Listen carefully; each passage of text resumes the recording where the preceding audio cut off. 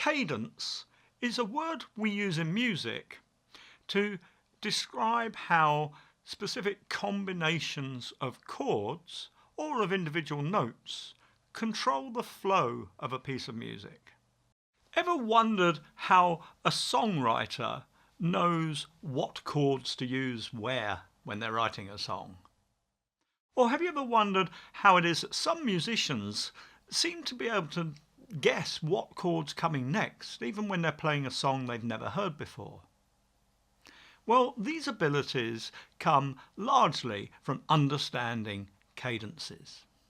We get some understanding of cadences even before we start working on a piece of music.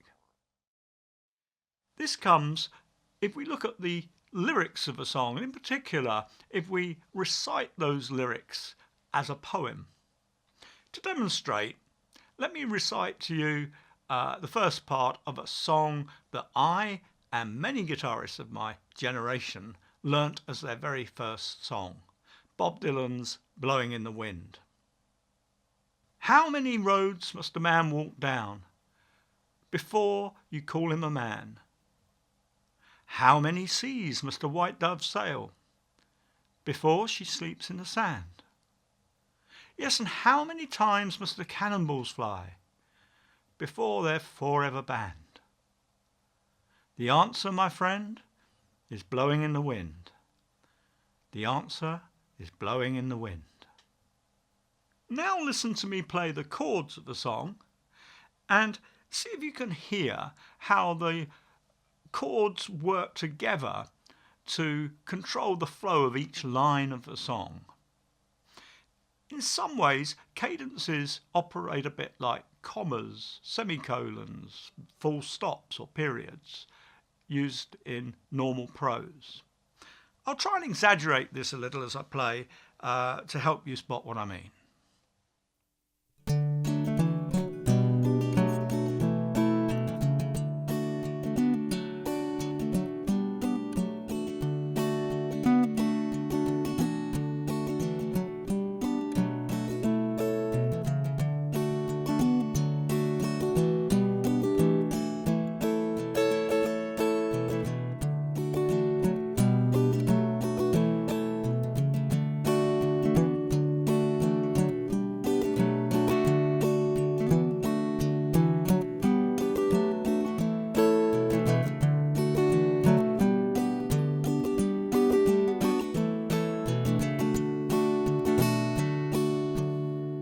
Cadences mostly revolve around the placement of the primary chords in the key. These are the first, fourth and fifth chords. In the last lesson, we looked at how chords are built on the major scale of the key. Here we were using C major as an example, and you can see that the first, fourth and fifth chords are the only major chords in the key.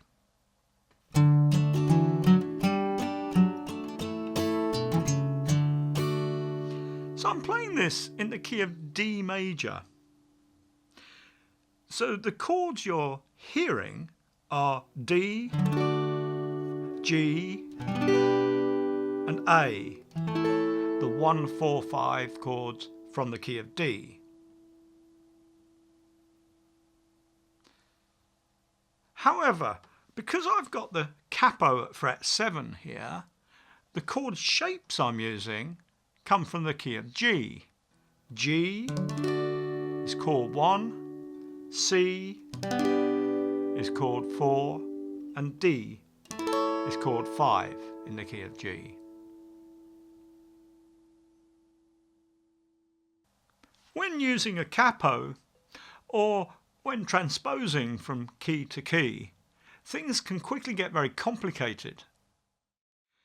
But this is where using numerals instead of specific chord names can help us simplify things. Because no matter what key you play in, the way the chords function is dictated by the cadences in use. And these cadences are always defined in terms of chord numerals. So a change from chord 5 to chord 1 gives us what is called a perfect cadence. We hear this best at the end of the refrain in Blowing in the Wind. The answer, my friend, is blowing in the wind.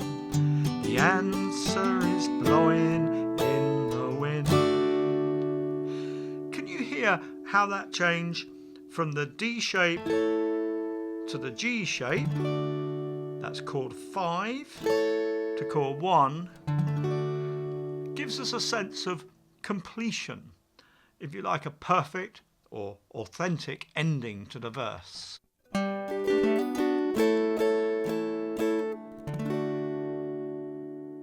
At the end of the first and third pairs of lines in the song, we can hear the less final close produced by the plagal cadence. How many roads must a man walk down before they call him man?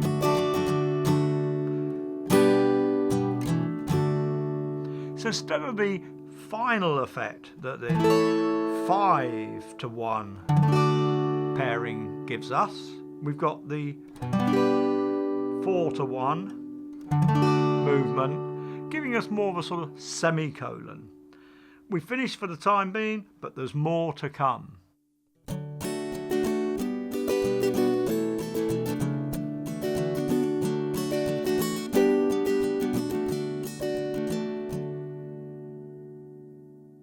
If we look at the definition of an imperfect cadence, you see that I've put a question mark as the first chord in the closing pair.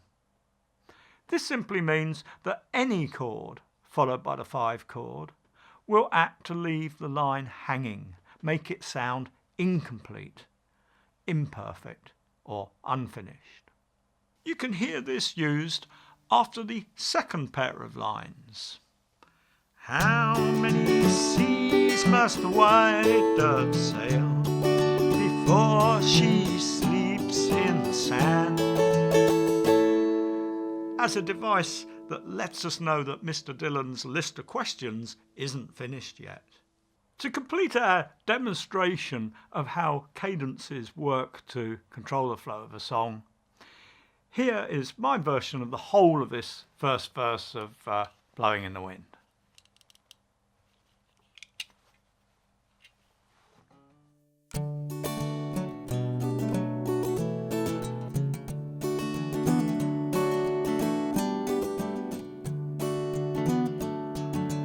How many roads must a man walk down before you call him man? Yes, and how many seas must a white dove sail before she sleeps in the sand? Yes, and how many times must the cannonballs fly before they're forever banned? Well, the answer, my friend, is blowing in the wind. The answer is blowing in the wind.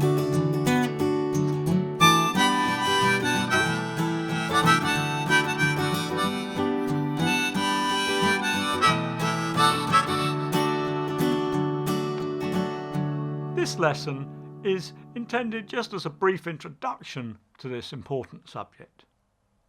On the Secret Guitar Teacher's Guitar Music Theory Part 2 course, you can learn a great deal more detail about cadences and how to use them to write chord sequences for songs.